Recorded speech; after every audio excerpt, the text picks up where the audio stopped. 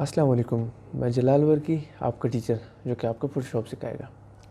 आज का जो हमारा टूल होगा वो होगा स्पॉट हीलिंग ब्रश टूल, जिसको हम यूज़ करते हैं हीलिंग के लिए। किसी भी इमेज के ऊपर अगर हमारे पास कोई ब्लेमिश हो या किसी भी टाइप की स्किन हो तो उसको हीलिंग के लिए हम स्पॉट हीलिंग टूल यूज़ करते हैं।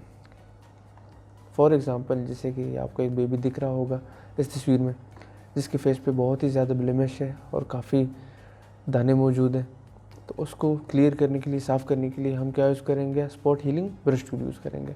इसको यूज़ करने के लिए हमने जस्ट यहाँ पे क्लिक करना होगा और प्रेस करना होगा। हम इस तरह से भी कर सकते हैं।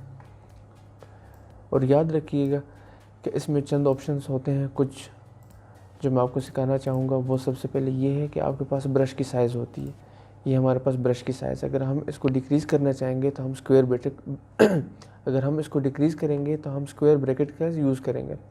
फॉर एग्ज़ाम्पल, जो हमारे पास स्टार्ट स्क्वायर ब्रैकेट है वो इसे डिक्रीज़ करेगा और हमारे पास जो एंड स्क्वायर ब्रैकेट है वो इसे इंक्रीज़ करेगा, जैसे आपके पास यहाँ पे शो हो रहा है। इसके बाद इसके कुछ और भी तरीके हैं इसके साइज़ को इंक्रीज़ और डिक्रीज़ करने के। वो ये है कि आपने राइट क्लिक प्रेस करना है, तो इसके बाद तो इसके बाद आपके साथ इसके बाद आपके पास इसके ऑप्शंस आ जाएंगे, जिसमें हमारे पास साइज़ आ जाता है, हार्डनेस आ जाती है, स्पेसिंग और साइज़ एंड पेन प्रेशर। इसके बाद इसका एक और भी शॉर्टकट है मैं आपको सिखाना चाहूँगा। वो ये कि आपने आल्ट की प्रेस करनी है। यहाँ पे आपको शो भी हो रहा होगा जो कि मैं प्रेस करते जा रहा हूँ, वो आप यहाँ से देख सकते हैं। आपने आल्ट की प्रेस करना होगा, होल्ड करना होगा और उसके बाद आपने माउस से राइट क्लिक को होल्ड करके अगर आप इसको लेफ़्ट राइट ड्रैग करेंगे तो इसकी साइज़ इंक्रीज़ और डिक्रीज़ होगी। और अगर आप इसको ऊपर नीचे अप एंड डाउन करेंगे तो अप करने से इसके हार्डनेस कम होगी, जैसे कि आपको यहाँ पे शो हो रहा है 11 हो गई। और जैसे आप इसको नीचे लाएंगे तो इसकी हार्डनेस ज़्यादा होती जाएगी। फ़िलहाल के लिए हम इसके हार्डनेस को सॉफ्ट रखते हैं और इसके साइज़ को भी छोटा कर देते हैं।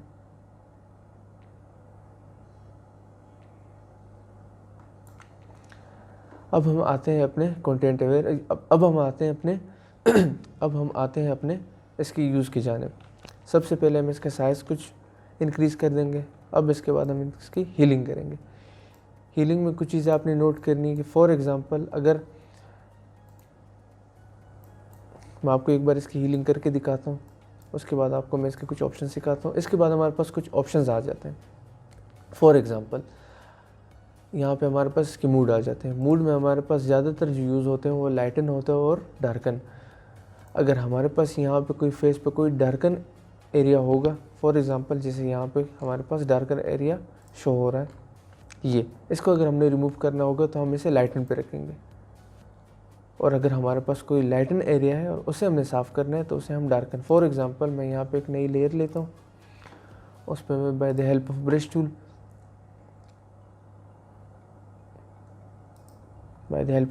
यहाँ पे साइज़ की बहुत स्मॉल कर देते हैं।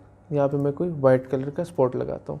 अब अगर मैं अपने हीलिंग ब्रश टूल पे आता हूँ और इसको मैं अगर साफ़ करना चाहूँगा और यहाँ इसका मूड मैंने रखना होगा डार्कन। फ़िलहाल मैं आपको लाइटन में चेक करवाता हूँ, ये इसे साफ़ नहीं करेगा, जैसा आपको दिख रहा है साफ़ नहीं कर रहा है। अब अगर मैं इसका मूड डार्कन पे कर देता हूँ तो ये इसे क्लियरफाई कर सकेगा। तो इससे आपको वाज़े पता चल रहा होगा कि अगर हमने कोई वाइट, यहाँ पे अगर कोई वाइट हमारे पास कोई भी एरिया अगर उसे हमने साफ़ करना है तो हमने इस पर किस चीज़ पे रखना है? डार्कन मूड पे रखना है। और अगर हमने यहाँ पे कोई ब्लैक या डार्क कलर का कोई हमने सफाई करनी है या साफ़ करना हो तो उसके लिए हमने लाइटन मूड पे रखना है, सॉरी। इसके बाद हमारे पास आ जाते हैं इसके कुछ टाइप। कंटेंट अवेयर, ये जो हम यूज़ कर रहे थे ये कंटेंट अवेयर होता है, क्योंकि ये यहाँ पे कोई टेक्सचर क्रिएट नहीं कर रहा। अगर हम यहाँ पे क्रिएट टेक्सचर पे करेंगे और यहाँ पे इसे जूम हम कर लेंगे तो यहाँ पे आपको दिख रहा होगा, अगर मैं यहाँ पे एक टेक्सचर क्रिएट कर रहा है। इसके बाद हम आ जाते हैं अप्रॉक्सीमेटली मैच। ये हम यूज़ करते हैं, जैसे हम इसको यहाँ पे अगर लिमिट्स की साफ़ करना चाहेंगे तो ये यहाँ इस साइड से और इस साइड से दोनों से कलर पिक करते हुए यहाँ पे एक कलर फिल कर देगा।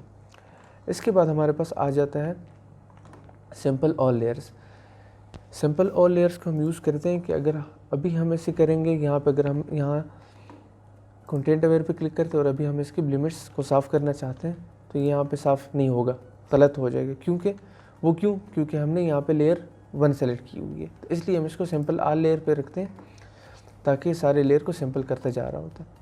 इसके बाद नेक्स्ट जो हमारे पास टूल है वो हमारे पास आ जाता है हीलिंग ब्रश टूल, जिसको हम यूज़ करते हैं। जैसे कि अगर हमने इसे यूज़ करा, मैं फ़िलहाल के लिए इस लेयर को यहाँ से डिलीट कर लेता हूँ। अब अगर हमने इसे, ये जो हमारे पास नेक्स्ट टूल है जिसे हम कहते हैं हीलिंग ब्रश टूल, अगर इसे हमने यूज़ करना हो तो इसे हम जहाँ भी अगर हम प्रेस करेंगे जहाँ भी हम प्रेस करेंगे तो ये सबसे पहले हमसे डेस्टिनेशन मांगेगा, जो कि हमें इसे डिफ़ाइन करना होगा कि कौन सी जगह से इसने सैंपल उठाना है। इसके लिए हम सबसे पहले आल्ट प्रेस करेंगे और जहाँ पे हमें कलर पिक करवाना है वहाँ पे हमने प्रेस करना है। फॉर एग्ज़ाम्पल मैंने यहाँ से कोई कलर पिक करवाना है, जैसे कि यहाँ से ये। अब मैं जब यहाँ पे आऊँगा ये सेम एज इट इज़ उसी की कॉपी बनाता हूँ, यहाँ पे आएगा। इसलिए हम ज़्यादा तरह से हम यूज़ नहीं करते। इसमें भी हमारे पास ये कुछ ऑप्शंस आ जाते हैं। मूड तो जैसे मैंने आपको बताया था। सोर्स, सैंपल और पैटर्न। सैंपल तो ये कि अगर हम यहाँ से कोई सैंपल डिफ़ाइन करते हैं तो ये उसे ही पिक करता जा रहा है। तो पैटर्न में हमारे पास हम पैटर्न भी दे सकते हैं। इसके बाद हम आ जाते हैं अलाइन पे। अलाइन हमारे पास ये कि अगर हमने इसे फॉर एग्ज़ाम्पल यहाँ का कोई पैटर्न दे दिया, डिफ़ाइन कर दिया हमने आर्ट पकड़ के, इसके बाद हम यहाँ पे अगर इसे लाएंगे और नीचे आएंगे तो ये हमारे पास पैटर्न डिफ़ाइन हो रहा होता है। अगर आपको दिख रहा है यहाँ पे, ये देख सकते हैं आप, उसी पैटर्न को ये बार बार दोहरा रहा होता है। इसके बाद हमारे पास आ जाता है लूज़। इसके बाद हमारे पास आ जाता है यूज़ लेजेंसी। लेजेंसी हम तब यूज़ करते हैं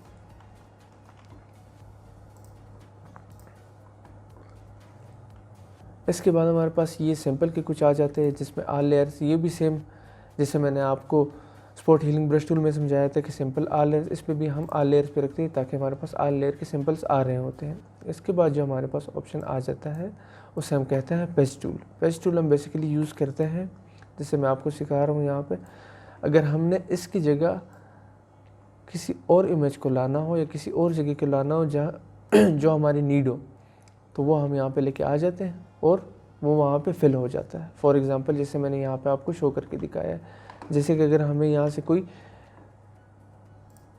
जैसे कि फॉर एग्ज़ाम्पल अगर हमें यहाँ पे ये हील हमने ख़त्म करना है by the help of page tool, तो हमने सेलेक्ट करके इसके यहाँ पे लेके आना है तो ये साफ़ हो जाएगा। कंट्रोल डी से हम इसे डिसेलेक्ट कर लेंगे तो ये साफ़ हो जाएगा।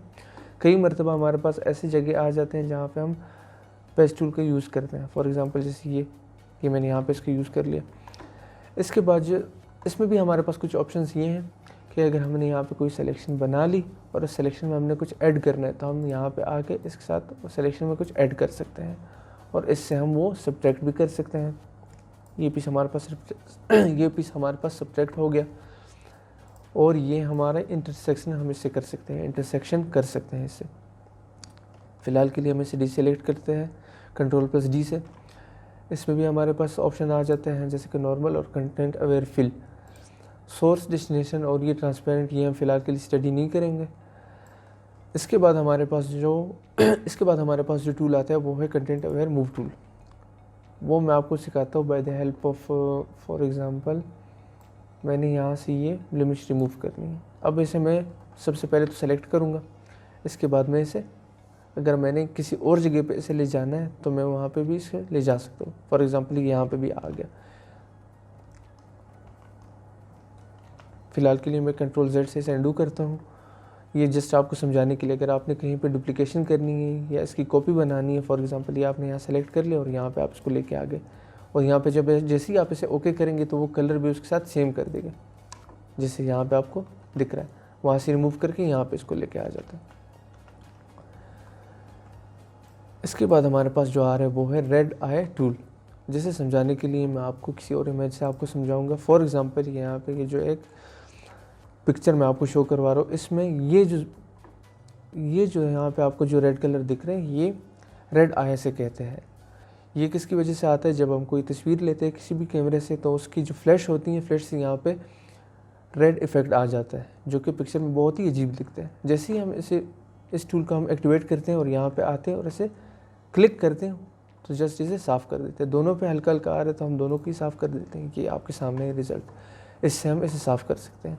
इसके भी कुछ ऑप्शन है कि पपिल साइज़ क्योंकि इसके नाम से ही ज़ाहिर है कि ये आइज़ में यूज़ हो सकते हैं, तो इसकी पपिल साइज़ हमने डिफ़ाइन करनी होती है और इसके बाद डार्कन अमाउंट होती है, कितने परसेंट आपने इसको डार्क करना है, कितने परसेंट आपने इसको डार्क करना है। तो ये थे आज के कुछ टूल जिसमें हमारे पास आ जाता है spot healing tool, spot healing brush tool, healing brush tool, patch tool, content aware move tool, red eye tool. उम्मीद है